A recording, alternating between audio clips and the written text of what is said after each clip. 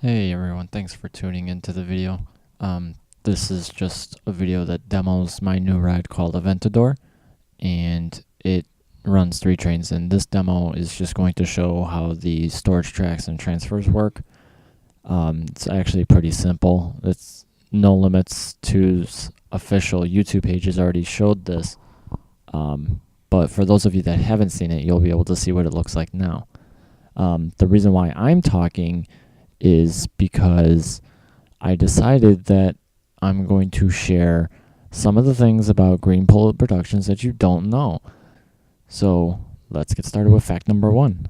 There are 25 facts, however, there's really 24 because one of them in the note doesn't really count. First fact, Phoenix was the first ever coaster recorded using the Elgato Game Capture HD. Infamous helped me perfect these settings when I did the color adjusting and I turned off the resamples. Phoenix's POV and reversed POV was not the Elgato. That was Fraps. The reason for that was for performance reasons. Phoenix did not run that well. Currently, Phoenix is the most viewed in the least time on YouTube in nearly 6,000 views. This is more than quadruple the views of Infamous. At the time that this note was made, that's actually not accurate. The views are higher than that, but still, Phoenix remains higher than Infamous by almost quadruple the amount. Fact number 3. Older rides such as Haste Squared, the original Ascension were retired because I was embarrassed of how bad they were. Yeah, no kidding, those rides were pretty bad.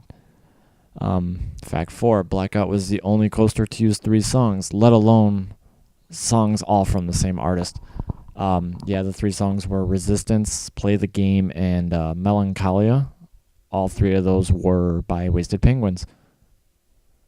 The SketchUp time-lapse videos are played at 4 times speed, which is also multiplied by 150%.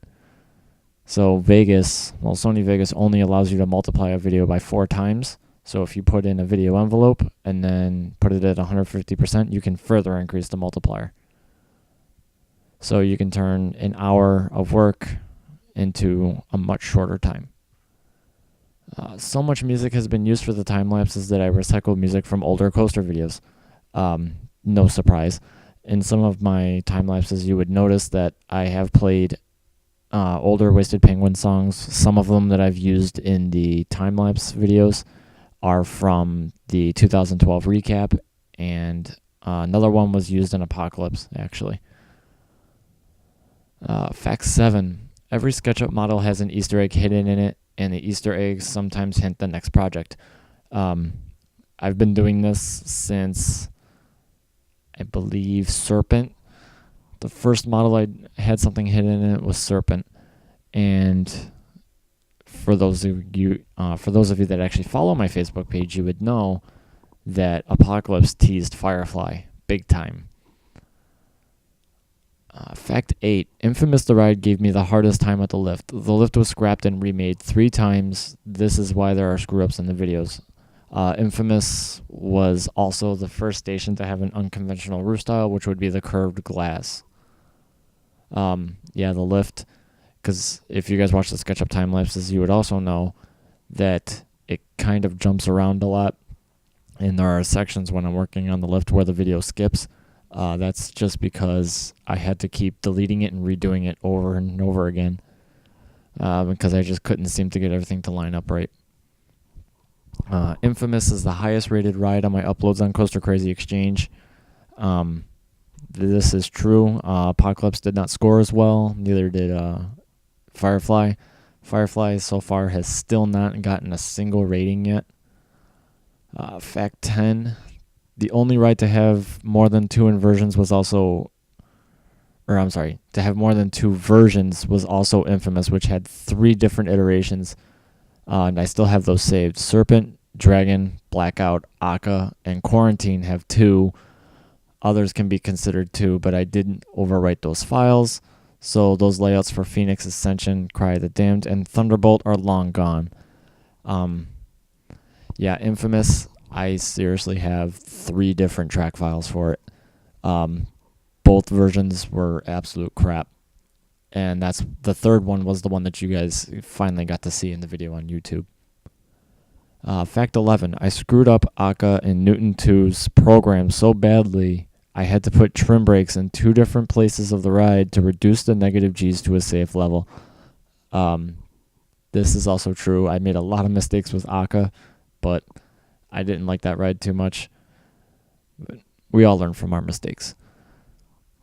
Some ride logos take inspiration. For example, Oblivion's logo is based off the Keyblade called Oblivion from Kingdom Hearts 2, although I received a lot of criticism saying that I copied Alton Tower's Oblivion for the name. Fact 13, Type-In is one of the few coasters I lost interest while building it, and its quality suffered. Yeah, I was never good at wooden coasters, but Type-In, that one was pretty bad. I don't even know if... I don't think I still have the video on YouTube of that one at all. I think I deleted that one. Fact 14, I still regret using the song Bullets in the Aka video. Yeah, that really happened. Fact 15, if you... Oh, never mind. That's the one we have to ignore. That's the dumb one. Fact 16, every B&M style coaster I've created has a pre-drop, while Apocalypse is the only hyper to have one. This is true. Every inverted B&M I've done, including Infamous, Dragon, and Serpent, they have all had pre-drops. Apocalypse was the only hypercoaster to have it. The largest package file out of all of my rides is Phoenix with 41 megabytes in size. Apocalypse, with the infamous 3D export included, is a close second at 38 megabytes. Despite the small difference, Apocalypse performs faster at a constant 30 frames per second, and Phoenix cannot maintain 30 frames a second, on my computer at least. So, during the videos of Apocalypse and Phoenix, you will notice that the Phoenix POV is a much lower resolution than Apocalypse is. This is because my computer needs to run it at a constant 30 frames a second while I'm recording the video. So, Apocalypse does run more efficiently than Phoenix does. Fact 18, Jinx is the smallest at less than 1 megabyte. Jinx, if you guys haven't seen it, it's a much older ride from me, and it was the first ride that I made that included a 3D model. Fact number 20, each 3D model takes me weeks to finish, while the track itself only takes a day or two. Supports can also take a long time depending on the coaster style. B&M inverted coasters take the longest. The reason why inverted coasters take the longest is because the free nodes for the supports, there's a lot more of them, which is why it takes me so much longer. Infamous, for example, has probably hundreds of them. Fact 21, every 3D model I made in Google SketchUp uses the geological location of Iron Wolf at Great America to determine the shadows. The date is also set in SketchUp to the day of Iron Wolf's closing, which was on September 5th of 2011.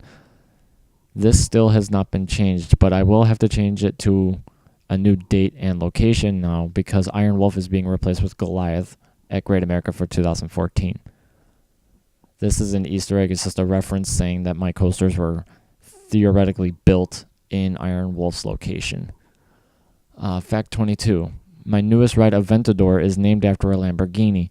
Lamborghini uses the names of bulls for their cars, and this is a reference to Raging Bull at Great America. The ride logo is also designed to look like the front end of a Lamborghini Aventador. You guys can tell I'm a huge Great America fan. That's my home park. Fact 23. I have started 3 No Limits 2 projects, Aventador being the only one near completion. Fact 24. GreenBullet Productions logo has been changed 3 times. There has been the all-green logo. There's been a complete redraw of the bullet and smoke, which the smoke was also green on that one. And then the latest one is the one that you see currently in my videos, which has a new textile, and the smoke is no longer green. It's actually like a white or a gray now. Fact number 25. Almost no one knows this. My first ever No Limits coaster was a terrible recreation of the Demon at Great America. My first Newton coaster was the original Ascension, which has since been deleted from Facebook. Neither of those coasters ever saw the light of day on YouTube.